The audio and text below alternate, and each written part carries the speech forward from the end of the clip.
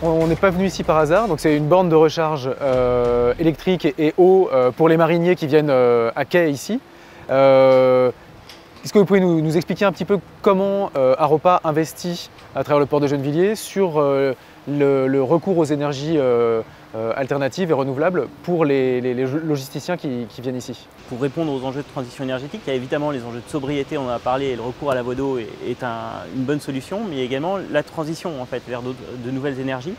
Donc pour les bateaux, mais aussi pour le transport routier, on investit, on développe des solutions qui permettent à nos clients d'avoir recours à des nouvelles énergies, des énergies plus propres. Alors là vous voyez effectivement une borne, on est en train de déployer un réseau de bornes, plus de 80 bornes sur l'ensemble de l'axe, sur l'ensemble des plateformes Aropa Port qui permettront demain à l'ensemble des bateaux, lorsqu'ils s'arrêtent à quai, de pouvoir couper le moteur en fait, et d'être autonome en énergie sur cette énergie électrique.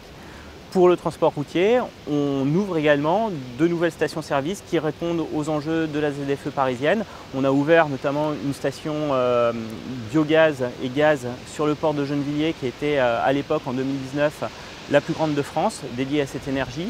Et d'ici les JO, on aura une nouvelle station plus innovante encore puisque au-delà de gaz comprimé et liquéfié, elle proposera au transport des solutions d'avitaillement en hydrogène et de recharge électrique rapide. Donc c'est un projet qui est conduit avec le groupe Engie? C'est un projet qui est effectivement mené avec le groupe Engie sur le port de Gennevilliers, sachant qu'on a souhaité, dans le cadre de cet appel à projet, en fait, ouvrir plusieurs terrains en Île-de-France sur nos plateformes en fait, pour créer un maillage de stations, notamment hydrogène, et accompagner finalement nos clients qui choisissent l'hydrogène vers cette nouvelle énergie d'avenir.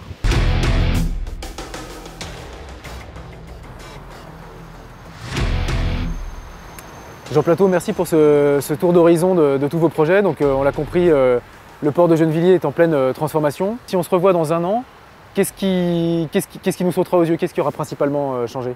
Alors effectivement, le port se transforme, se reconstruit sur lui-même. À peu près 25% du port tous les 10 ans. Évidemment, dans un an, le port se sera déjà transformé. On a des projets emblématiques. On a parlé de Green Dock, on a aussi un projet de méthaniseur sur le port. On a cette station multi-énergie qui va arriver, hydrogène. Dans un an, qu'est-ce qui va se passer? Ces projets vont avancer, mais au-delà de ça, on a aussi des grands enjeux, de grands projets de la métropole.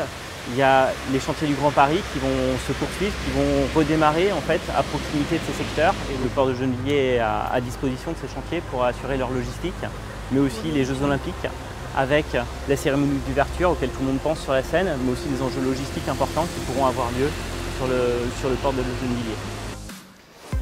On conclut cette rencontre avec Jean Plateau dans un endroit qui est très emblématique du port, le terminal de conteneurs. Donc un endroit qui résume bien toutes les qualités multimodales du port de Gennevilliers. Et voilà, vous avez compris, c'est un site exceptionnel.